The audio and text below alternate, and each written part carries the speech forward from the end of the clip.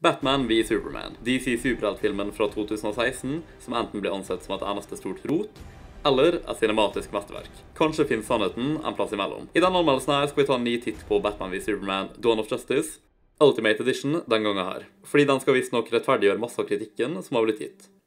Vi får se. Filmen er regissert og skrevet av Zack Snyder og utgitt av Warner Brothers i samarbeid med DC. Dette er den andre filmen i DCEU, The DC Extended Universe, og oppfølgeren til Man of Steel fra 2013. Det er om lag 2 år siden Superman avslørte seg selv for verden og redda jorda fra invasjon. Noe som førte til masse ødeleggelse. I Supermans naboby i Gotham City har vi Batman som har bekjempet kriminalitet i ca. 20 år. Batman, eller Bruce Wayne som han egentlig heter, bekymrer seg for hvor mektig Superman er. Om Superman plutselig en dag bestemmer seg for å brenne hele jordkloden til grunnen, er det ingen som kan stoppe han. I mellomtida leser Clark Kent, altså Superman, om at han berikter Batman i Gotham begynner å bli for brutal i kampen sin mot kriminalitet. Videre konflikt mellom de to superheltene blir orkestrert av filmens antagonist, Lex Luthor. Karakteren i filmen er ikke ille. Ben Affleck som Batman er kanskje noe av det beste skuespillervalget jeg har sett. Han er så å si perfekt som Batman-rolla, og ikke minst han solid Bruce Wayne. Ironisk nok trodde mange at Affleck skulle være det verste med den filmen her, masse på grunn av hans tidligere roller som superhelt. Men han viste seg å være noe av det beste med filmen. Batfleck ble en hit, nesten umiddelbart. Karakteren i seg selv kritiseres for en del utradisjonelle avbrekk fra grunnmaterialet, som for eksempel at den versjonen her av Batman har endt opp å tillate seg selv, og både bruke skytvåpen og i noen tilfeller drepe.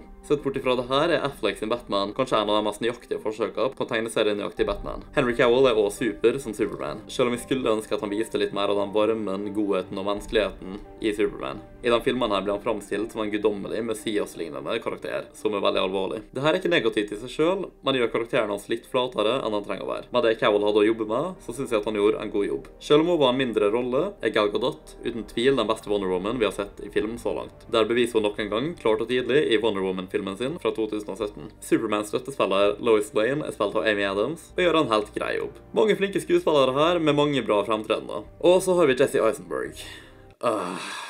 Hva er det han holder på med i den filmen her? Filmens skurk er Supermans erkefiende fra tegneserieuniverset, Lex Luthor. La meg vise dere hvordan Lex Luthor skal være. En skallet hvit mann, høy og muskuløs, som regel kledd i en dyr dress, veldig alvorlig, høyst intelligent, og generelt bare en veldig faretruende mann. Her har vi samme karakter, en patetisk svak skygge av Lex Luthor, men fortsatt Lex Luthor. Jeg vet ikke hva slags Looney Tunes-tegnefilm som ga Jesse Eisenberg inspirasjon til å spille roller på den måten som han gjør i den filmen her, men det funker ikke. Jeg kan se hvordan masse av manuset kunne passet karakteren, men måten skuespilleren leverer det på er så langt fra passende som absolutt mulig. Jesse Eisenberg sin Lex Luthor er bare veldig malplassert i den filmen her. Han passer ikke tonen, rett og slett. De hadde en jobb, den mest karakteristiske tingen med den karakteren her, at han er skallet. Og de ga han langt hår. Ikke bare hår, men langt hår. Cinematografien i denne filmen her er veldig fin og kunstnerisk til tider. Det virker som at de aller fleste skuddene og vinklene er lagt masse tanke inn i, og at alt man ser i denne filmen her betyr noe. En av hovedkritikkene mine med Man of Steel var at fargene var for mørke og grumsete, og at spesialeffektene hadde et litt skittent og rystent utseende. Bra i teorien, ikke slik det ble utført i praksis. Selv om Batman v Superman også har element av det her, så er det alt i alt en masse finere film. De klarte å få det mørke og truende atmosfæreutseendet som de gikk for, men gjennomførte det faktisk på en estetisk fin måte den gangen her. Utseendet til filmen er ikke masse å klage på, unntatt Doomsday på slutten. Designet på den CGI-karakteren her er litt vel uinspirert. Ser litt ut som en billig versjon av Huletrollet fra Ringenes herre. Filmens lydspor er slettes ikke verst. Bakgrunnsmusikken er passende, setter atmosfære og godt, og bærer det harmonisk gjennom historien. På samme måte som cinematografien er det åpenbart lagt nøyaktig gjennomtanke med hvordan musikken oppfører seg. Den eneste kritikken min her er at de tar litt vel hardt i med hvor dramatisk og seriøst filmen tar seg selv til tider. Musikken kan være litt vel intens, og få filmen til å føles i hvert fall litt mer melodramatisk ut enn den trenger å være. Så hva er det dårligste med Batman v Superman? Foruten ting jeg allerede har nevnt som Jesse Eisenberg, så lider filmen av at han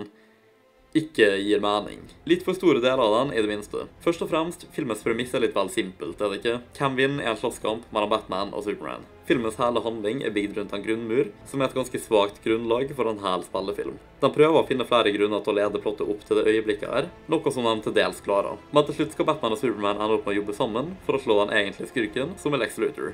Filmens største vendepunkt, og hvordan skjer det her? Batman tenker, ja, men herregud, Superman. Mødrene våre har jo samme navn. La oss bli venner og gå og redde mora di fra Lex. Alle de andre problemene jeg hadde med det, kan vi legge bak oss nå. Selvfølgelig går det plottpunkter her dypere enn det her, ja da, jeg vet. Folk som beskytter den filmen her prøver å si at øyeblikket her egentlig er genialt, og at det går så dypt at det er vanskelig, og i det hele tatt forstå, uten å ha en veldig høy IQ, og sette seg veldig dypt inn i karakterens psyke, og bla bla bla. Nei, det er ikke meningen at man skal måtte ta alle de ekstra stegene her for å forstå en films handling. Jeg sier ikke at man skal behandle seerne som idioter, men når så mange oppfatter det øyeblikket her som veldig vagt i forhold til hvor masse det endrer filmens handling, så betyr det en ting. Filmens budskap ble for dårlig kommunisert. Dette er grunnleggende mediateori. Filmen er en avsender som prøver å kommunisere et budskap til en mottaker, altså seeren. Dette ble ikke kommunisert slik de håpte på, for det aller meste, og da kaller jeg det dårlig historiefortelling. Og så har vi faktum at alt dette ble orkestrert av Lex Luthor, men planen og motivasjonen hans gir ikke mening. Hva er det Lex tjener på alt her? Å bevise et type poeng? Jaha, nå er han i fengsel og livet hans er i grus. Han synes helt sikkert at dette var verdt det for å bevise poenget sitt om at Superman ikke er en gud, eller noe i den ballparken. Og om han så hadde hatt en god motivasjon, så er planen hans for hvordan å få alt i filmen til å skje latterlig overkomplisert. Stegene i planen hans er mange, og de er avhengig av at han har flaks i at veldig mange tilfeldige elementer går akkurat slik som han håper på. Man kan si at dette er en superheltfilm, og at han ikke er ment for å bli tatt alt for seriøst uansett, men da må de anerkjenne det i tonen til filmen. Noe de ikke gjør dersom denne filmen her fremstiller seg selv som dypt alvorlig. Alt i alt er Batman v Superman fortsatt definitivt en rotete film med alt for masse i seg som ikke gir nok mening. At alle scenene og manuset er godt gjennomtenkt og har 20 lag med mening bak seg, er ikke bra nok, om de ikke får alle filmen sine biter til å henge harmonisk sammen. Her har de gode stykker med film som ikke klarer å samarbeide for å fortelle hovedhandlingen bra nok. De fleste skuespillerne gjør en god jobb, og filmen både ser og høres for det beste bra ut. Selv om filmen har masse med seg som drar den ned, er det enda en underholdende film å sitte og se på. Den er ikke kjedelig. I tillegg er Ultimate Edition en god del bedre enn versjonen som ble vist på kino, selv om den fortsatt er langt fra perfekt.